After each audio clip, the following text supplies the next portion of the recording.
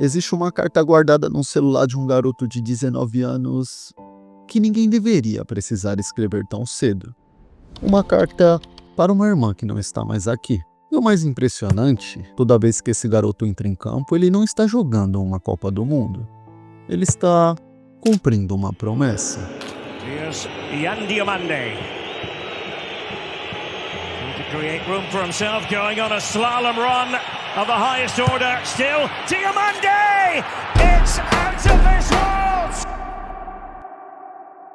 Hoje o nome dele está em todos os jornais da Europa, e o Real Madrid, PSG e Liverpool estavam em uma disputa direta de 100 milhões de euros. Mas antes de qualquer contrato, antes de qualquer gol, existe uma história que explica por que Yan Diomande diz que no dia em que perdeu a sua irmã, parou de sentir qualquer coisa.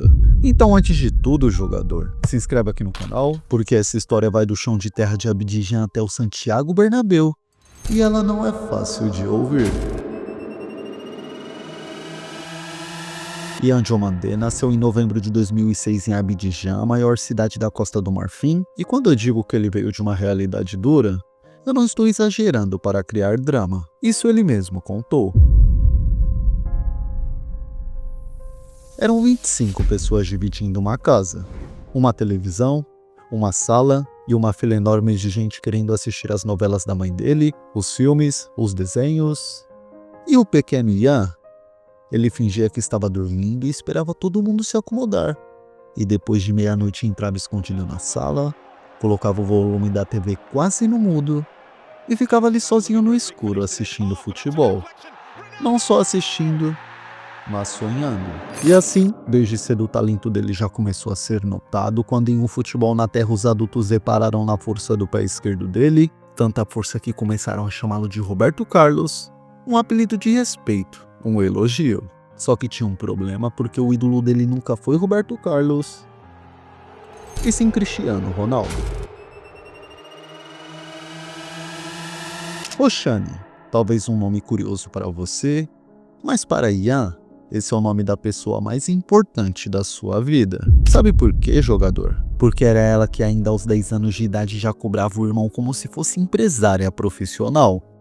Os dois sonhavam juntos com uma vida na França, com sair às compras, ter um apartamento, ele virar jogador rico, e mesmo quando todo mundo ao redor ria da ideia, era ela quem dizia sem hesitar que o irmão podia ser o próximo Cristiano Ronaldo. Foi esse sonho compartilhado que sustentou Yan quando aos 15 anos ele se mudou sozinho para os Estados Unidos para estudar na DME Academy, e aqui vem a parte mais dolorosa dessa história. Ele passou por testes em clubes gigantes como Bournemouth, Chelsea, Rangers, Olympiacos, Crystal Palace, e chegou a treinar ao lado de nomes que hoje também estouraram na Premier League, como o próprio Olise. E mesmo assim, nenhum clube o contratou, e assim o visto dele dos Estados Unidos venceu. Ele foi mandado de volta para a África sentindo que o sonho tinha acabado ali. E naquela noite ele e Roshani choraram juntos. Mas semanas depois veio a virada quando ele assinou com o Leganés da Espanha, e aí sim eles choraram de novo. Mas dessa vez tinha alegria.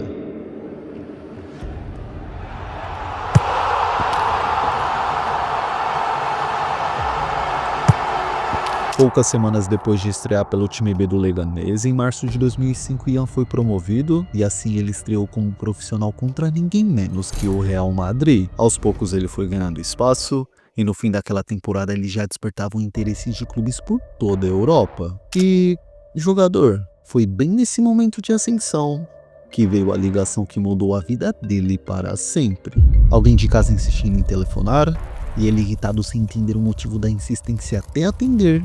E do outro lado da linha, sem qualquer suavização, veio a notícia que colocaram alguma substância na bebida de Roshani numa festa, e ela nunca mais acordou.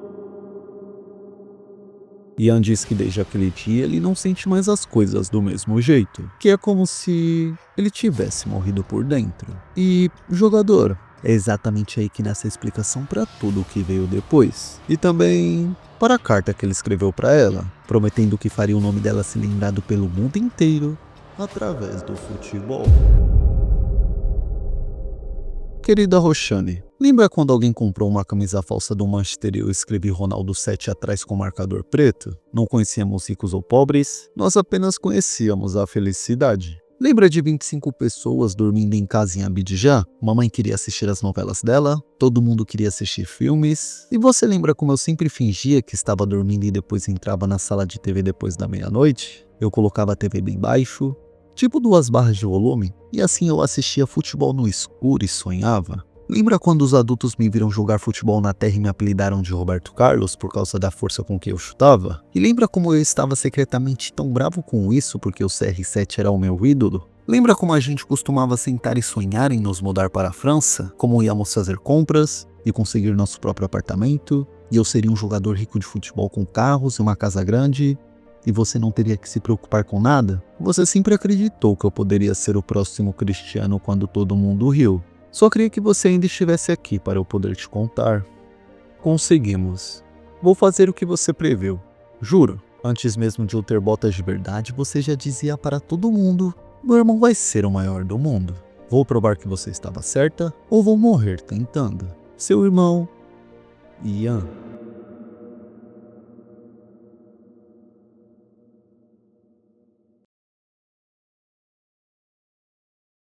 Com essa dor guardada, Yojo Mandé fez o que Roshani sempre disse que ele faria, e assim ele simplesmente treinou mais. E treinou tanto que ainda em 2025, o RB Leipzig pagou cerca de 20 milhões de euros para tirá-lo do Leganés, e a sua atuação foi o suficiente para ser eleito a revelação do campeonato alemão. What magic can he produce here? Still going, Diamande! What a special player he is!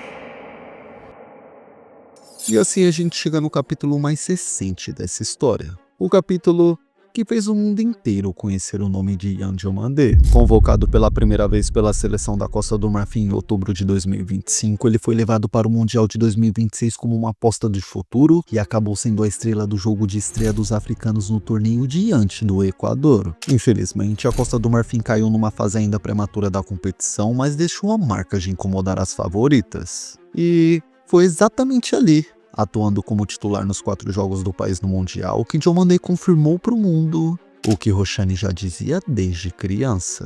E assim, jogador, o mercado não demorou a reagir. Logo depois da Copa, Liverpool e PSG entraram na disputa pelo Marfinense.